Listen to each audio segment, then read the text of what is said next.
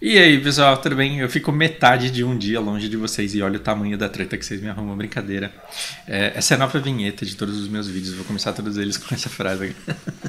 Gente, eu vou entrar nessa discussão aqui porque eu achei que vale a pena. Embora eu acho que ela começou com um cara que podia estar trolando, mesmo que seja um cara que está trolando, pode de repente ajudar alguém que já passou por isso ou que passa por isso. E acaba sendo até uma boa reflexão a respeito de outras pessoas que não têm problema nenhum com isso, mas que precisam pensar a respeito da própria fé. É sempre muito perigoso, é sempre perigosíssimo falar sobre fé e religião, porque você nunca sabe o que a outra pessoa vai escolher entender a respeito daquilo que você está falando. A minha defesa, né, antes que comecem a atacar pedra, e mesmo que taquem, a minha defesa, a única coisa que eu posso dizer é: eu não tô aqui para questionar a fé de ninguém, eu não tô aqui para mostrar o que é certo, eu não tô aqui para pregar nada, muito pelo contrário, eu tô simplesmente aqui para propor algumas reflexões a respeito da nossa fé e o quanto ela pode nos libertar ou o quanto ela pode nos aprisionar desnecessariamente. Independente da religião que você segue. Independente da religião que você siga, a gente tem nela símbolos. Todas as religiões têm símbolos. E é preciso que você entenda que Deus não é burro ao ponto de valorizar símbolos acima das suas intenções. Basicamente o vídeo é isso. Então é um vídeo de 2 minutos que eu vou estender com conversinha em torno disso. Mas a ideia é essa, tá? Então eu vou contar uma história muito engraçada pra vocês. Eu morava no Japão, trabalhava com o pessoal lá. Cara, chamar Fausto é muito engraçado, né? Porque Fausto não é nome de japonês. Quando eu falo Fausto, as pessoas olham e acham que entenderam errado. Mas é meu nome. Tava lá no Japão e eu trabalhava com a Erika. A Erika era uma mesticinha linda, cara, apaixonante. E o Satoshi, o japonês, ele se apaixonou por ela perdidamente. E japonês, ele se apaixona na sofrência, né? Ele não tem coragem de chegar, não tem coragem de falar, não sabe por onde começa. E todo dia era aquela sangria do cara me falando que gostava dela. Eu falava: meu, vai lá, conversa com ela. E aí ele começou ela não falava japonês direito e ele começou a me perguntar como falava coisas em japonês pra ela. E é lógico que todo mundo começou a trollar. Todos os brasileiros lá começaram a trollar muito esse cara. Inclusive eu, sinto muito. Mas eu não fui tão ruim assim. Quando ele me perguntou como que eu falo Genki desu ka pra ela, e aí eu falei: pergunta lá, você tá boa? Errado, é sacanagem, porque não é você tá boa, é você está bem, tudo bem, como vai? Deveria ser isso, mas eu ensinei você tá boa, e na maldade. E por que na maldade? Porque eu sei que japonês não consegue pronunciar L, não consegue pronunciar direito F e não consegue pronunciar direito o V. Então o japonês tem sérios problemas para pronunciar o V também, não sei se vocês sabem disso. E aí quando eu ensinei ele a falar você tá boa, eu sabia que ia dar merda, porque ele foi lá na Erika e ele abriu um puta sorrisão pra ela e falou assim: você tá boa? Eu vou pro inferno por causa disso, talvez. A verdade é que a Erika não se sentiu ofendida e ela morreu de dar risada. Ela dava risada na cara dele. E aí ele entrou em desespero, porque ele não sabia porque ela tava rindo. E aí eu criei uma situação muito engraçada e aí ela viu que tava me divertindo e ela entendeu o que aconteceu. Mas por que ela não ficou brava quando ele falou você tá boa? Porque ela sabia que ele tinha sido trollado. E ela sabia que ele tinha sido trollado de leve, porque ele estava tentando falar você e não boceta. Entendeu? A Erika não ficou chateada com o Satoshi. Será que Deus ficaria? Porque Deus, ele é tão todo-poderoso e ele é tão onissapiente que ele sabe tudo. Você não precisa falar com ele, porque ele já conhece as suas intenções, ele conhece a sua natureza. Eu estou falando do Deus da Bíblia, o que vocês evangélicos acreditam da forma que vocês acreditam que ele seja. Então, desviando um pouco desse assunto, então é exatamente isso. Porque não existem símbolos universais. Não existem símbolos que representem sempre, em todo o tempo da história, em todos os lugares do mundo, para todas as pessoas, não existe um símbolo que signifique a mesma coisa para todos, durante todo o tempo. Por quê? Porque o símbolo nada mais é do que qualquer coisa X, ao qual culturas, comunidades, grupos atribuíram um significado. Então, o símbolo, ele só é símbolo porque alguém atribuiu o significado a ele.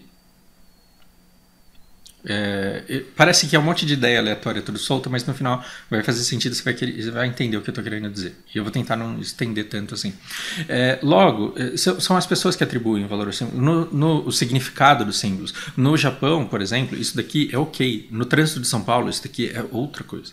No Japão, isso daqui é homem, isso daqui é mulher. Embora agora eles entendam que isso daqui é um joinha, porque eles se abriram pro Ocidente, e eles sabem que nem todo lugar no mundo isso daqui vai significar homem, que em outros lugares isso daqui pode significar outra coisa.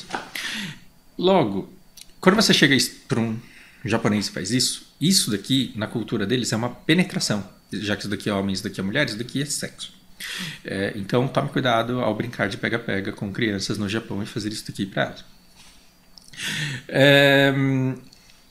Então, quando você vai conhecer uma cultura, você tem que entender os símbolos que ela adotou, por que isso funciona desse jeito. E Deus não é burro. Deus conhece todas as comunidades, conhece ao longo de todo o tempo e entende o que é que as pessoas enxergam no símbolo que elas adotam. Então, vamos supor que aquele cara que fez aquela tatuagem que eu adorei, o cara tatuou o símbolo da horda na perna dele. Eu falei, caralho.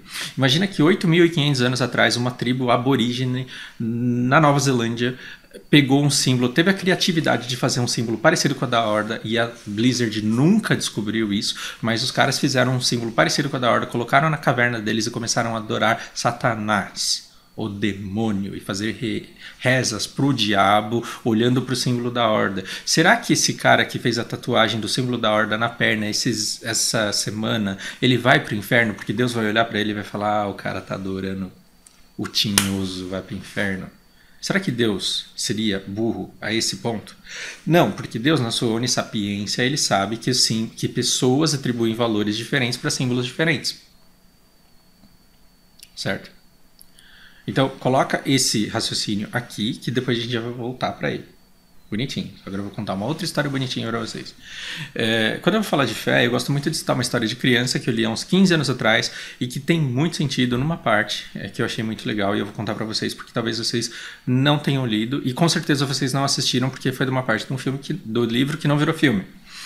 Li isso daqui há 15 anos atrás, então me perdoem se eu não estiver sendo preciso nos detalhes, tá? Tenham os contos em relação a isso.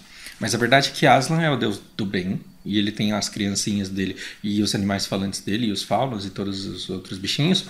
E o deus do mal, o Sauron, o Valdemort dessa história aqui, era um deus corvo, que eu esqueci o nome do cara, mas ele tinha cabeça de corvo e uma aparência extremamente sombria. E ele tinha um exército dele. Como a gente está numa narrativa de herói, os dois exércitos tretaram, e como a gente está numa narrativa de herói, o bem ganhou. E o Aslan venceu, as crianças venceram. Do outro lado, alguns poucos soldados se renderam. E aí, quando você perde uma batalha, uma guerra e se rende, o que você tá? Lascado. Porque ou você vai ser executado, ou você vai ser preso, encarcerado, ou você vai ser escravizado. Nada disso é bom e o cara tava lá esperando o que é que ia sobrar para ele.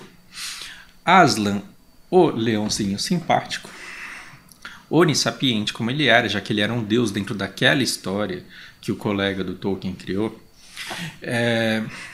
ele olhou para o cidadão lá, o Aslan, ele olhou para o soldado e falou, cara, você foi um bom homem, você sempre, em suas orações, sempre pediu bem da sua família, você sempre pediu bem do seu povo, você sempre quis o melhor e sempre agiu de acordo, né, com isso, pelo bem, você sempre quis que desse bom lá para o seu povo.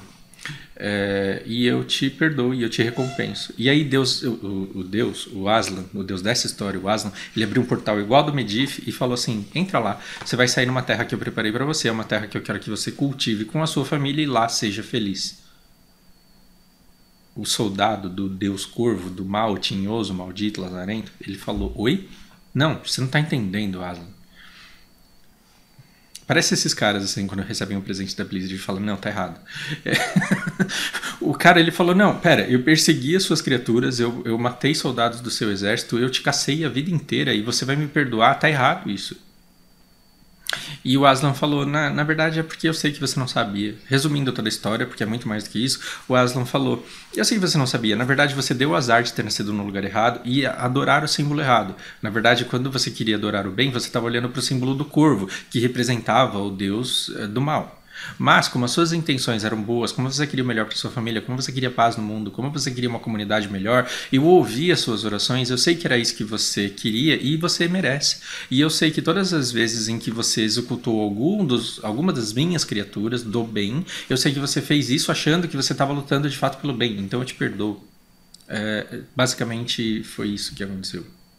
E ele disse, quando uma pessoa ela tem sentimentos ruins e ela deseja o mal, ela está ativando o Deus do mal, e aí é ele quem escuta e é ele quem intervém nesse sentido. Mas enquanto uma pessoa tiver bons sentimentos e fizer orações para o bem, eu vou conseguir ouvir e eu vou entender o que essa pessoa tem no coração dela.